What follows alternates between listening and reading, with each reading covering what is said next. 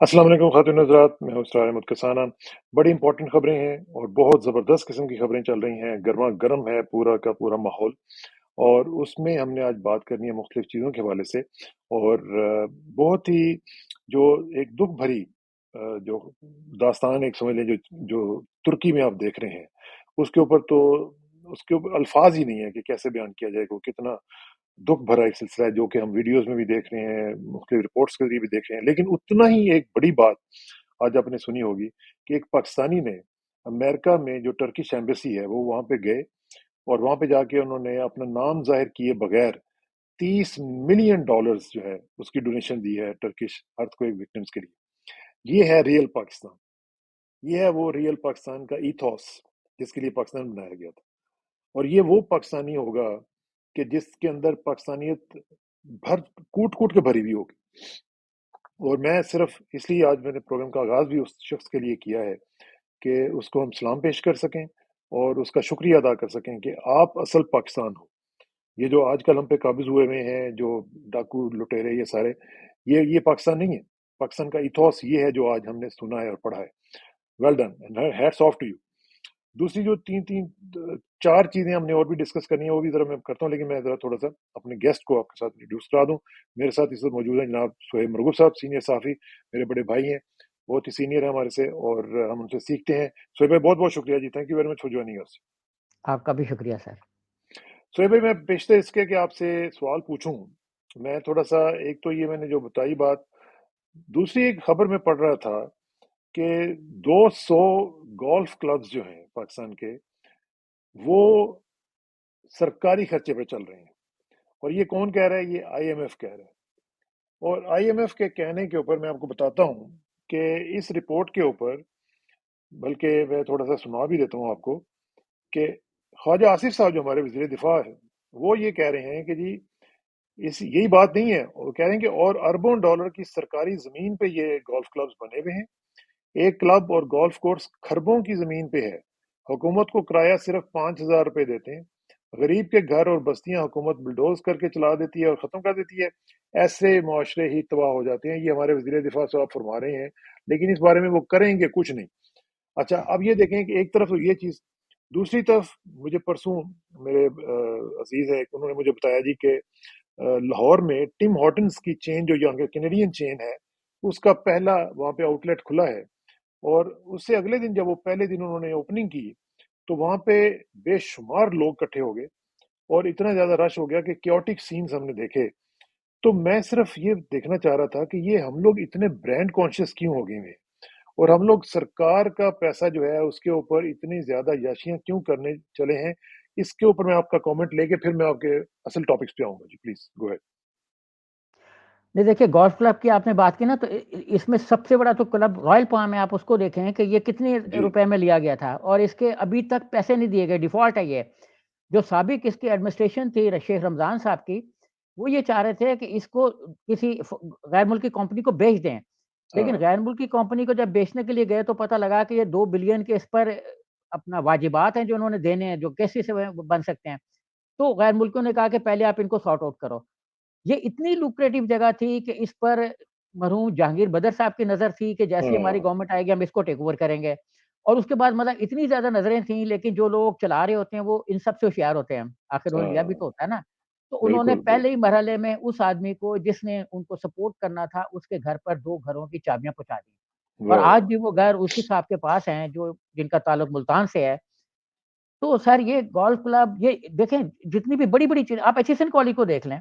वो हाँ, किसकी ज़मीन पर है? उसको 3 बड़ी सड़कें लगती हैं, जो मीलों पर है उसका एरिया, हम नाप नहीं सकते हुँ। कि कितना एरिया है। तो सर ये वो जगह हैं जो एक्चुअली अवाम के पास होनी चाहिए थी। जीओआर का सरगोधे में एक मकान है जो डीसीओ के पास था, उसका एरिया 101 कनाल था, 104 कनाल। अच्छा इसी तरीके से और जो 94 कनाल पे था डिस्ट्रिक्ट जो सुपरिटेंडेंट जेल थे मुल्तान के, उनका एरिया।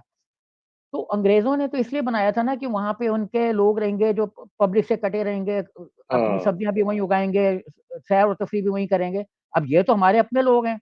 तो जब अपने लोग आ गए, इस पर राय हसन नवाज़ ने पंजाब असेंबली में एक रेज़ोल्यूशन पेश किया था कि हमें ये बताया जाए, सवाल उठाया था क्वेश्चन आवर्स में, कि हमें ये अच्छा, बताया जाए कि पंजाब के कितने जो मकानात हैं सरकारी, उनके एरिया क्या हैं? हुँ। और आप यकीन करें कि पंजाब हुकूमत ने मेरा ख़्याल है आज तक 3 मरला, 5 मरला, 7 मरला में इतने घर नहीं दिए होंगे जितने एरिया पर वीवीआईपीज़ के लिए ख़ास तौर पर पुलिस ऑफ़िसर्स और डीसीओज़ के लिए दूसरे शहरों में मकानात हैं। हाँ, हाँ। आप देखिए कि जी मैं बहुत फ़ोरम करवाता रहा हूँ साहिवाल सीचावत्ती में, तो वहाँ पर जो एक एसी का मकान था, एसी का मकान, वो भी मतलब हमारे जीओआर-1 के मकान से हाँ, शायद हाँ, बड़ा ही हाँ। होगा। बड़े तो होंगे, सर बड़े होंगे। ये चीज़ें तो तो ये गोल्फ लेकिन क्लब भी ये जो गोल्फ क्लब की आप बात कर रहे हैं, मुझे ये बताएँ आपने भी देखा है सारी ज़िंदगी और हम भी देखते रहे हैं। जो गोल्फ खेलता है और इस काबिल है कि गोल्फ खेले, उसका इतना तो हमें पता है कि वो 20 ग्रेड का, 19 ग्रेड का इस लेवल से ऊपर का अफ़सर होता है, नीचे वाले तो अफ़ोर्ड ही नहीं करते। अच्छा, अब वो जो जाते हैं इस तरह के लेवल के लोग, क्या उनके अंदर इतनी भी शर्म और इतनी गैरत नहीं है कि वो अफ़ोर्ड करने के बावजूद फिर सरकारी खर्चे पे कर रहे होते हैं ये याशी? सर अगर शर्म हो तो वो उस पोज़ीशन पे ही ना हो। देखिए लोग अगर किसी में कैपेसिटी नहीं है, वो मुल्क को रन नहीं कर सकता तो वो क्यों मुल्क के ओहदों के पीछे भाग रहा है? एक आदमी उसको पता है कि मेरी अना इतनी मज़बूत है कि मेरी अना के हुँ, सामने सारे जो भी मतलब अच्छे से अच्छा मंसूबा कोई पेश करेगा, वो मेरी अना से टकरा के पाश-पाश हो जाएगा और मैं मुल्क को तबाह कर दूँगा। इसहाक डार इसकी बड़ी मिसाल है। वो इतने बड़े इगोइस्ट हैं कि उन्होंने हर आदमी को ये कहा कि तुझे तो पता ही कुछ नहीं, मुझे पता है। हाँ, तो सर ये जिन लोगों की अनाएँ हैं, जिन लोगों की वो सारे ही तो हमारे हुक्मरान बने हुए हैं, वो सारे इस वही मुल्क बने में हुए हैं। छाए हुए हैं। अच्छा और ये ज़रा मुझे और थोड़ा-सा मुझे आपने इसके बारे में भी बताना है, जो मैंने शुरू में बात की है, मैं चाहता हूँ कि उसके ऊपर आप ज़रूर कमेंट करें, कि वो जो पाकिस्तानी जिसने $30 मिलियन मेरा ख़्याल है 8 अरब रुपया बनता है, उसने जाके बगैर नाम लिए अपना, उनको तुर्की वालों को दे दिया और पूरी दुनिया में उसकी आज धूम मची हुई है और पाकिस्तान की भी धूम मची हुई है। क्या ये असल पाकिस्तान नहीं है जी, जिसको हम चाहते थे कि इस तरह का पाकिस्तान बने? बिल्कुल सर देखें इसी हुकूमत ने जो इस वक़्त हुक्मरान है, इनके भाई ने एक स्कीम शुरू की थी कर्ज़ उतारो कशकोल तोड़ो मुल्क कर्ज़ उतारो सँवारो, स्कीम जो है। मुल्क संवारो कर्ज़ क उतारो, मुल्क सँवारो, हाँ। मुल्क संवारो कशकोल तोड़ो ये वो इस तरह की। हुँ, और उस पर जितना पैसा आया था उसका कोई हिसाब नहीं। बैरूनी मुल्क लोगों ने खज़ाने खोल दिए थे, अपने अंदरूनी मुल्क भी लोगों ने ख़वातीन अपने ज़ेवरात, मर्दों ने जितनी भी उनकी इनकम थी वो हाँ, सारी की सारी कशकोल तोड़ो स्कीमें दे दी हुई थी। मुल्क कितना सँवरा वो आपको भी पता है, मुझे भी पता है। अच्छा जिस आदमी ने तुर्की में पैसे दिए उसको ये मालूम था कि मैं इनको दे रहा हूँ जो लग जाएगा। हाँ, हाँ, आप देखें कि वहाँ पे ये पैसा इसलिए आया कि सबसे पहले तुर्की के सदर तैयब उर्दुगान साहब ने ये फरमाया कि मैं अपनी जायदादें बेच दूँगा और लोगों को रिहाइश दूँगा। उन्होंने ये ऐलान किया कि 1 साल तक जितने भी ज़लज़ला ज़दगान हैं उनका किराया गवर्नमेंट ऑफ तुर्किया देगी, लेकिन 1 साल के बाद हम उनको मकान बना के देंगे। क्या बात अगर है। हमारे वज़ीर-ए-आज़म मियाँ मोहम्मद शहबाज शरीफ साहब ये इरशाद फरमा देते कि बैरून मुल्क जितना भी असासा है, वो लोग वापस लाएँ, हम इस मुल्क में जो अच्छा, ज़लज़ला ज़दगान है उनको देंगे। तो जब लोग दूसरों से पैसे माँगते हैं, एक आदमी कहता है कि चैरिटी जो है वो घर से शुरू करनी चाहिए। घर मीन्स कि मैं हाँ, दूसरों से पैसे माँग के क्यों चैरिटी कर रहा हूँ? सही बात अगर है। मैं कोई चैरिटी करना चाह रहा हूँ, मैं बहुत बड़ा मुखय्यर हूँ, मैं मुल्क की खिदमत करना चाह रहा हूँ, तो सबसे पहले आप आओ। देखो हमारे पास खुलफाए राशिदीन की मिसालें हैं। खुलफाए राशिदीन ने क्या किया? हज़रत उस्मान गनी रज़ी अल्लाह ताला अन्हु बड़े अमीर ख़ानदान से ताल्लुक़ रखते थे। हुँ, हज़रत उमर फारूक रज़ी अल्लाह ताला अन्हु की काफ़ी जायदादें थीं। तो आप सब ने अपनी जायदादों का हज़रत उस्मान रज़ी अल्लाह ताला ने तो सारी ही चीज़ें दे दी थीं सब और हाँ, बाकियों ने जितना-जितना उनकी बसात थी, एक-एक आदमी को जैसे अंसार और उसमें था हाँ, सपोर्ट भी किया। तो हमारी तो ये रवायात हैं, हम कहते हैं कि हमारी रवायात अब जो बन रही हैं, जो हम अपने बच्चों को दे रहे हैं, इसलिए हर एक के बच्चे भी बीच में घुसना चाह रहे हैं। यहाँ तो अगर मरियम का कोई अपना 10 नस्लें नीचे भी कोई आ जाएगा, तो उसको भी हुक्मरान मान लेंगे जिसकी उम्र 2 साल हाँ, होगी। तो यहाँ सही तो बात है। बादशाहत का और अपना शख्सियत परस्ती का वो एक निज़ाम कायम हो गया है, जिसकी इस्लाम ने पूरी शिद्दत के साथ देखिए मलूकियत का, आमरियत का, ये सारी हाँ, मलूकियत है ना कि मैं अपने बेटे को बना दूँ, जिसकी मज़ाहिमत की ज़िंदा मिसाल, सबसे बड़ी मिसाल करब वाक़या करबला है। इससे तो एब्सोल्यूटली, बड़ी कोई मिसाल नहीं हो सकती जिसमें एब्सोल्यूटली, नवाज़ रसूल सल्लल्लाहु अलैहि वसल्लम ने अपनी सल्लल्लाहु अलैहि जान का वसल्लम। नज़राना पेश किया इसलिए कि मलूकियत और ख़ानदानी और ये विरासत इसको ख़त्म करना है। खत्म करना है। अच्छा, इसी हवाले से बल्कि I am sorry to put you on a spot actually क्योंकि मैंने आपको ये डिस्कस हमने नहीं किया था। लेकिन मुझे अचानक याद आया कि आज 44th एनिवर्सरी है इरानियन रेवोल्यूशन की और आप चूँकि इसके साथ बड़ा जुड़े रहे हैं, आप इसके ऊपर लिखते भी रहे हैं, आपने इसको कवर भी किया है। मैं चाहता हूँ 1-2 जुमले आप इसके बारे में भी कहें कि आज ईरान 40 साल के बाद कहाँ खड़ा हुआ है? देखिए बिल्कुल मुल्क को बंद करके हम किसी मुल्क को तरक्की नहीं दे सकते हैं। हुँ, जब हज़रत इमाम ख़ुमैनी साहब तशरीफ़ लाए ईरान में, फ्रांस से उन्होंने अपना टेक ऑफ किया, उनका प्लेन उड़ा। जी। ईरान में एक बड़ी ज़बरदस्त किस्म की मलूकियत टाइप हुकूमत थी। शाह ईरान जो है वो काफ़ी करीब थे वेस्ट के हुँ, और उसमें उन्होंने इस्लामी रवायात को इतना बुलडोज़ कर दिया था कि लोग बीच में से खुद चाह रहे थे कि हम उसको नाफ़िज़ करें। हुँ। और इसीलिए जो फ्रांस में जलावतन गवर्नमेंट जलावतन थे इमाम ख़ुमैनी साहब, वो जब ईरान में आए तो उनका एक ऐसा रिसेप्शन हुआ, हाँ। जिस रिसेप्शन का हम पाकिस्तान में सोच भी नहीं सकते। लेकिन फिर उन्होंने ईरान को कतई बंद कर दिया और कुछ ऐसा हुआ कि हम अपने नज़रियात को एक्सपोर्ट करेंगे। जैसे आजकल भी चल रहा है कि शायद हुँ, जो नज़रिया है वो शाम पर में एक्सपोर्ट हो और मुल्कों में एक्सपोर्ट हो। इससे दुनिया घबरा जाती है, डर जाती है और फिर वो कहती है कि चाहे ये फ़ौजी तर्ज पर हो, चाहे ये फ़िक्री तर्ज पर हो, आप हाँ, अपने नज़रिए को अपने मुल्क में जो मर्ज़ी करें। तो इससे जब ईरान को बंदिशों का सामना करना पड़ गया, तो उनकी मईशत देखिए अमेरिका को हम कहते हैं कि यार वो तो जंग लड़ नहीं रहा, वो तो कहते हैं हम सैंक्शंस लगा देंगे। जैसे कल भी उन्होंने जो बैलून एक गया, जिसके बारे हाँ, में कहा कि अपना पुतिन साहब उसको चाइनीज़। मैनेज कर रहे हैं हुँ, मतलब रशियन हुँ, से रशिया से निकला है। तो इस बैलून पे उन्होंने 6 कंपनीज़ पर सैंक्शंस लगा दिए। उन्होंने कहा कि ये जो 6 कंपनीज़ हैं इनके साथ हमारी ट्रेड खत्म हो जाएगी। अब होता ये है कि तरक्की सारी जो है वो तो अमेरिका में है या यूरोप में है। हुँ, और जब वो त हम तरक्की आती चीज़ों को की एक्सपोर्ट अपने मुल्क से बंद कर देते हैं, तो दूसरा मुल्क लामौला पसमानदगी में चला हुँ, जाता है। और ये दौर ऐसा नहीं है कि आप अपने आप को बंद करके करें। तो ईरान अब जो है वो गुज़श्ता 2-3 सालों से ट्रम्प के दौर में फिर थोड़ा-सा खुल गया था जब उनका हाँ, एटमी मुआहदा हो गया था उसके साथ यूरोपीय यूनियन के साथ और अमेरिका का उसमें शरीक था। तो उसमें जर्मन चांसलर साहब का जो थी बड़ा रोल प्ले किया था उन्होंने एंजेला मर्केल साहिबा ने। हुँ, तो अब ईरान फिर इतना बंद हो गया है कि एक क्याओस हो गया और इस बेचैनी से वो चीज़ जन्म ले रही है कि हम तो आज़ादी माँगते हैं। देखें जैसे ख़वातीन का इश्यू डेवलप हो गया बहुत ज़्यादा और सड़कों पर हुँ, मुज़ाहरे हुए, आतिश भी काफ़ी भड़की। तो ये चीज़ें सारी गुर्बत, क्याओस और बेचैनी से जन्म लेती हैं। वो किसी भी शक्ल की बेचैनी हो, चाहे वो जॉब की हो, चाहे वो आलमी सतह पे ज़ीराई की हो, चाहे वो अपने आप को किसी एक बेहतर मुस्तकबिल के हाँ, उसमें हाँ, जाने की हो। तो ये चीज़ें अब ईरान के लोगों को नज़र इसको नहीं देखना आ रही। पड़ेगा। हुँ, हाँ, उनको ये लग रहा है कि ठीक है। शायद हम दोबारा से बंद हो रहे हैं अपने ईरान के अंदर। हुँ, ये एक ऐसी सोच है जो अंदर एक उबाल की शक्ल में लावा निकलेगी कभी ना कभी। ठीक, इसको ठीक है, ईरानी गवर्नमेंट को सोच लेना चाहिए कि सोच लेना हमें चाहिए। ईरान को कतई तौर पे बंद करना है या इसको ओपन करना है। ठीक है। अच्छा जी, ज़रा अब आ जी। जाते हैं अपनी तरफ भी और वो ये है कि एक बड़ा इम्पोर्टेंट डिसीज़न जो है वो लाहौर हाई कोर्ट का आया है, जिसमें उन्होंने ये कह दिया जस्टिस जवाद ने कि जनाब इलेक्शन तो 90 दिन में आपको कराने पड़ेंगे। अब उसके बाद हम फिर अभी भी देख रहे हैं कि जो आवाज़ें आ रही हैं, मुख्तलिफ जो स्पोक्स पर्सन्स हैं, जो एक अनऑफिशियल भी हैं, कुछ ऑफिशियल हैं, तो वो सब लोग ये कह रहे हैं कि जी अभी भी शायद इलेक्शंस के इल्तवा की जो चीज़ है वो कोशिश की जाएगी। तो आपकी क्या खबरें हैं? क्या वाक़तन ये जो डिसीज़न आया है इसको रिस्पेक्ट दी जाएगी और क्या जो आइन का लेटर एंड स्पिरिट है, उसके मुताबिक ये सारे सिलसिले आगे चलेंगे या अभी भी लैतुलाल होगा जी? देखिए सर, मैंने एक पिछले प्रोग्राम में भी कहा था कि आइन की जो लैट्रिन स्पिरिट है वो तो हमें समझ ही नहीं रही कि है क्या? हुँ, क्योंकि आइन हर तरफ है, चाहे वो हुकूमत हो, वो भी आइन के हवाले दे रही है, चाहे अपोज़िशन हो, वो भी आइन के हवाले दे रही है और कोर्ट्स हैं, वो भी आइन के मुताबिक ही फैसले दे रही हैं। एक फ़रीक माँगता है, दूसरा कहता है कि ये तो फैसला आइन के मुताबिक नहीं है। तो सर ये जो आइन है ना, ये तो मतलब कुछ ऐसी चीज़ है जिसकी जो समझ से बालातर ये है कि हर आदमी के ज़हन में है कोई आइन का खाका। अब गवर्नर साहब जो हैं, उन्होंने ये इरशाद फरमाया कि मैं तो असेंबली तोड़ी नहीं, मैं क्यों तारी दूँ? हाई हाँ, कोर्ट के जस्टिस साहब ने ऑर्डर किया है चीफ इलेक्शन कमिश्नर को कि जनाब आप डेट दें, आपका काम है कि इलेक्शन को मैनेज करें। और हैरानकुन तौर पर आप देखें कि आज के तमाम अखबारात में 9 और 16 अप्रैल की डेट छपी हुई है कि 16 को केपीके में हुँ, होंगे, 9 को पंजाब में होंगे या पहले डिसॉल्व हो गई थी। हाँ, तो सर आखिर एक रात में ऐसा क्या हो गया कि इलेक्शन कमीशन जो 2 दिन पहले तक इस चीज़ पे एम्फसाइज़ कर रहा था कि हम इलेक्शन नहीं करा सकते, पंजाब के चीफ सेक्रेटरी ने कह दिया, उन्होंने कह दिया, एक 1 दिन के अंदर उन्होंने डेट भी दे दी। इसका मतलब है कि डिलेइंग टैक्टिक्स थे जिसमें इदारे शरीक थे, जिन्होंने इलेक्शन कराना था वो सब शरीक थे हुँ, हुँ, और जानबूझकर दानिस्ता तौर पर टाइम को पास करना चाह रहे थे कि चलो 2-4 दिन और आगे चले जाएँ। और इसमें क्या उसमें बढ़ना ही था, नुकसान ही होना था, मुल्क का नुकसान हाँ, होना था हुँ, और शायद उनका ये भी होगा कि इलेक्शनिंग कमज़ोर हो।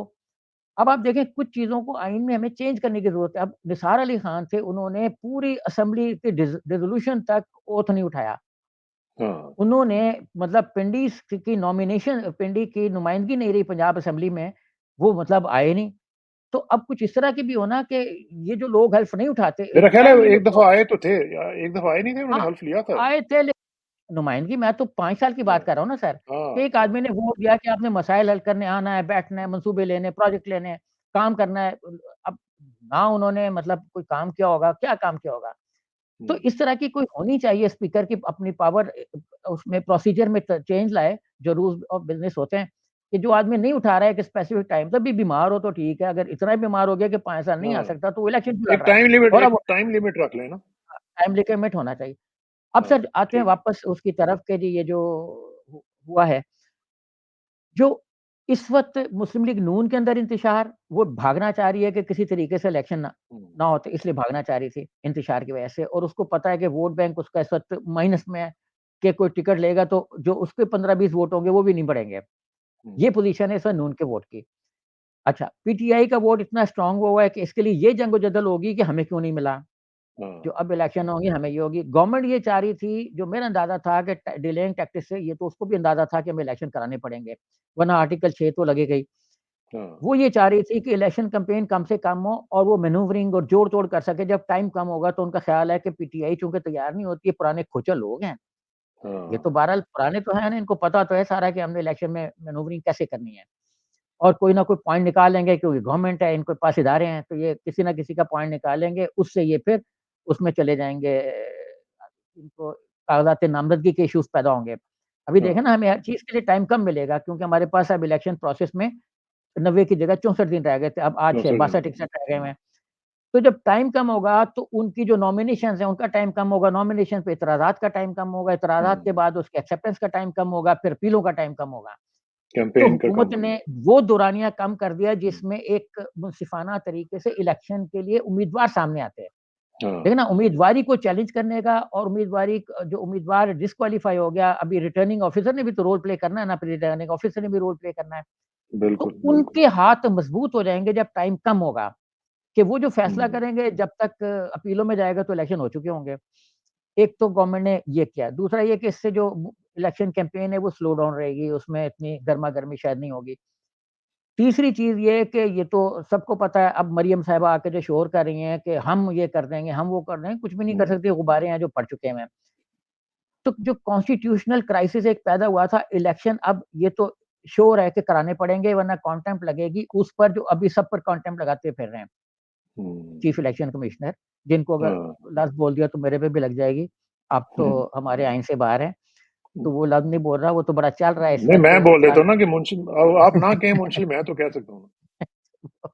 तो वो हालाँकि मुंशी की जो डेफिनिशन है वो तो बड़ा अच्छा, बड़ा एक मुंशी लर्नर आदमी को नहीं, मुंशी भी एक डिग्री कहते हुआ करती थी मुंशी फाजिल की। हैं। जी हाँ, अभी भी है, अभी मुंशी हाँ, फ़ाज़िल अभी मुंशी भी फाजिल डिग्री की है डिग्री। इसमें, उर्दू हाँ की उसमें जहाँ हाँ लैंग्वेजेस हो रहे हों। हाँ। मुंशी फ़ाज़िल तो एक्चुअली एक चलिए, आप मुंशी मास्टर, फाजिल कह दें, आप मुंशी फाजिल कह दें। हाँ, तो मुंशी फ़ाज़िल जो हैं वो मतलब हम्म, उन पे कंटेम्प्ट लग जाएगी अगर ऐसा हुआ तो। अच्छा, अब इसके बाद इश्यू डेवलप होगा कि ये जो केयरटेकर्स हैं, ये अपॉइंटमेंट, ट्रांसफर, पोस्टिंग देखें, आज भी आ रहा है कि 17 एसपी लेवल के लोग ट्रांसफर हो गए। धड़ाधड़ ट्रांसफर पोस्टिंग हो रहे हैं हाई कोर्ट के डिसीजन के बाद भी, तो ये क्या है? अच्छा, हम्म, उसके बाद इन्होंने सारी जो एक डिस्ट्रिक्ट एडमिनिस्ट्रेशन थी, फंडिंग थी, अभी मुझे एक व्हाट्सएप ग्रुप में आया है कि गवर्नर पंजाब ने एक डेवलपमेंट का इजलास बुला लिया गवर्नर हाउस में, जो कोई नेशनल रिकंस्ट्रक्शन का कोई है, एनआरपी के क्या, वो गवर्नर हाउस में होगा, जिसमें सैकड़ों डेवलपमेंट के लिए लोग जो है वो शरीक होंगे। उनका तो रोल ही कोई नहीं अच्छा था गवर्नर का, गवर्नर ने ये कहाँ से अज़्यूम कर लिया कि मैं कोई डेवलपमेंट में रोल प्ले करूँगा।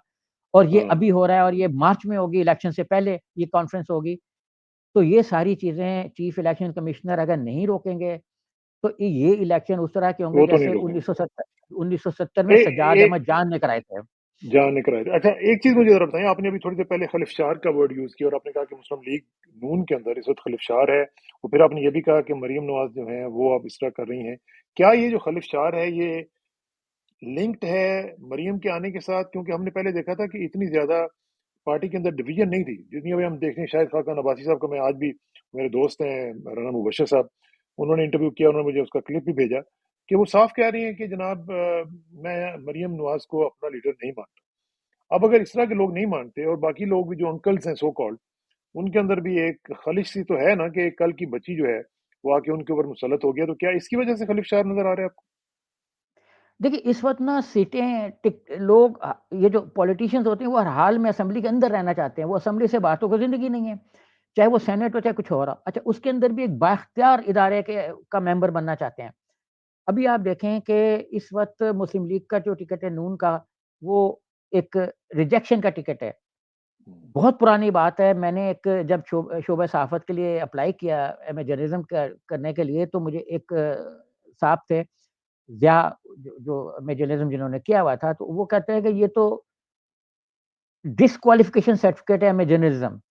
अच्छा, हुँ, मैंने पूछा क्यों? तो उन्होंने कहा कि एक डायरेक्टर न्यूज़ थे रेडियो के, उन्होंने जब मुझसे पूछा कि आप कितना पढ़े लिखे हैं? मैंने कहा ये जब एमए जर्नलिज़्म किया है। तो उन्होंने कहा कि ओह! आपके पास है डिसक्वालिफ़िकेशन सर्टिफ़िकेट? तो वो कहीं बाद में जब पाकिस्तान टाइम्स जॉइन किया तो उनको उन्होंने बताया कि आप इतने बायस्ड क्यों हैं एमए जर्नलिज़्म के हुँ, बारे में? तो उन्होंने कहा कि मैं तो बिल्कुल भी ताज्जुब नहीं रखता। बात ये है कि आपके गोल्ड मेडलिस्ट थे, नाम नहीं मैं बताऊँगा, अभी भी याद है।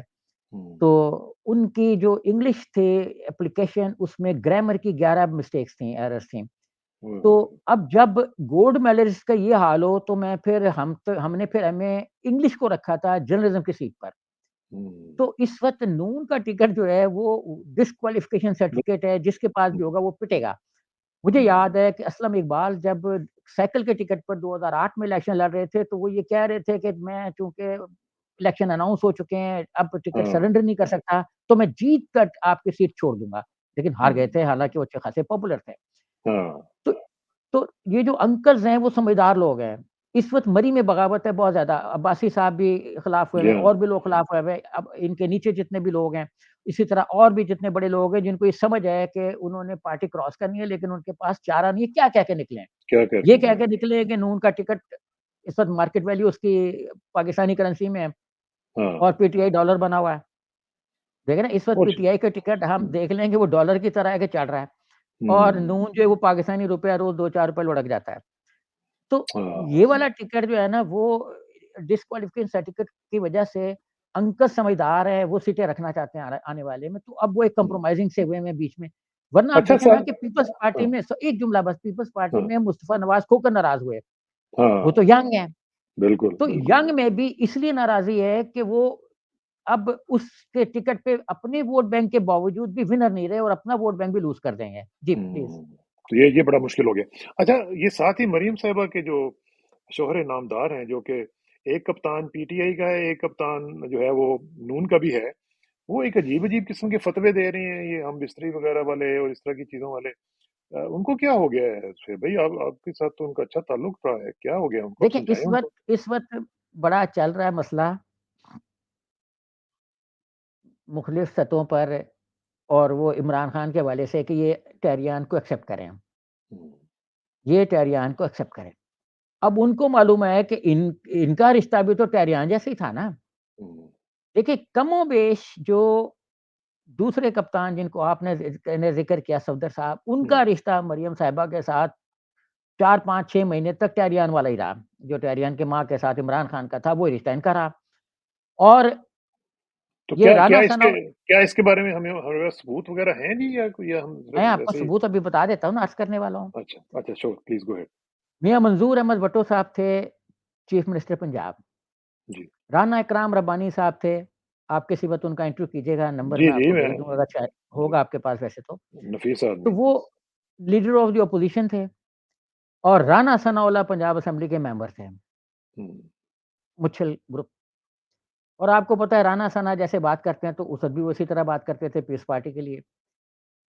पर्चा दर्ज हो गया, झंग में या सरगोधे में, ये दोनों शहर मैं हमेशा कन्फ्यूज़ कर देता हूँ कि ये इन्होंने बयान दिया, इनके खिलाफ मंजूर भुट्टो के ऑर्डर पर पर्चा दर्ज हो गया कि मरियम नवाज़ जो हैं, वो साथ लाई हैं बेबी जो है। हुँ, पैदा तो नहीं हुआ था, लेकिन जहाँ भी था वहाँ से साथ लाई हैं। मतलब ये ताल्लुकात उनके कायम हो गए। तो इस बयान पर राना सना के खिलाफ पर्चा दर्ज हो गया, और बकौल राना इकराम रब्बानी पर्चा दर्ज हुआ मियाँ मंजूर अहमद भुट्टो के ऑर्डर से। पंजाब असेंबली में खड़े होकर इकराम रब्बानी साहब ने तकरीर की कि अल्लाह के वास्ते लोगों की बहू-बेटियों को इन्वॉल्व ना किया जाए, पॉलिटिक्स हाँ, बहुत बुरी चीज़ है, लेकिन इतनी भी बुरी ना बनाई जाए कि उसमें हम दूसरों की बहनों को इस्तेमाल करें, उनकी बेटियों का हाँ, नाम लें।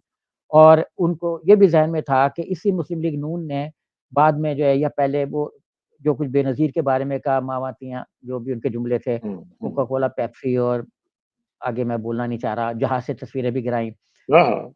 तो क्योंकि ये सारी चीज़ें इकराम रब्बानी साहब इस चीज़ को मानते नहीं थे, उनकी अपनी लीडर के साथ भी नून ने यही किया था। हुँ, तो वो नहीं चाहते थे कि ऐसी चीज़ें हों। इसका सबूत औकाड़ा में राना इकराम रब्बानी साहब के पास और सरगोदी जंग में जहाँ भी पर्चा दर्ज हुआ, तो वहाँ भी है। और मेरे पास भी शायद कहीं उसकी कोई एफआईआर की कॉपी हो, ढूँढना पड़ेगी बहुत ज़्यादा, तो हाँ, होगी कहीं न कहीं उसकी कॉपी जो उस वक़्त वहाँ पे दर्ज हुई थी। ये पर्चा फिर सील हो गया था, पर्चा बाकायदा दर्ज हुआ।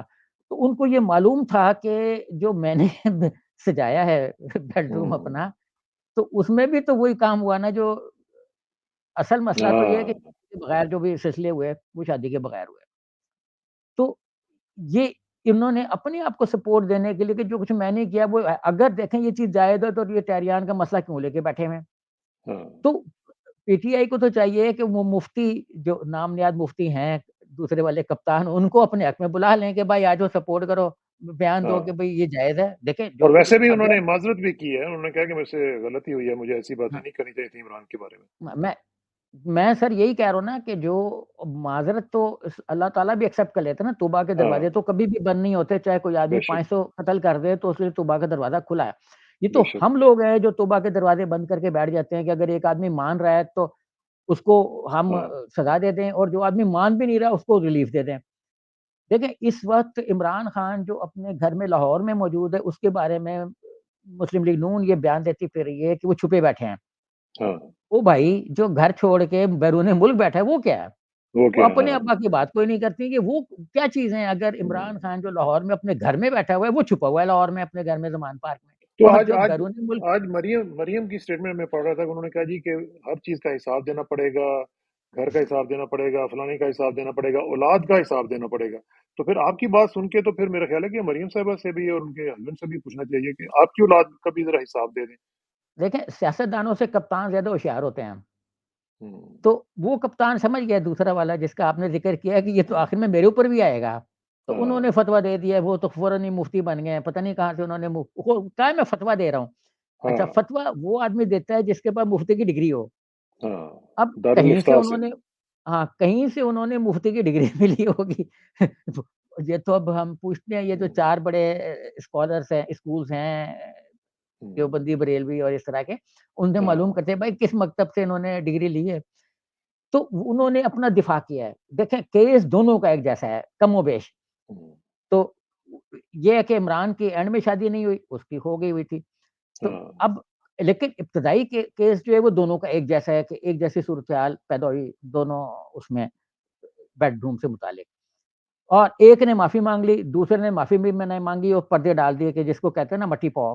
तो इसीलिए हाँ। शुजात के भी करीब हो गए शायद मट्टी पाव की वज़ह से।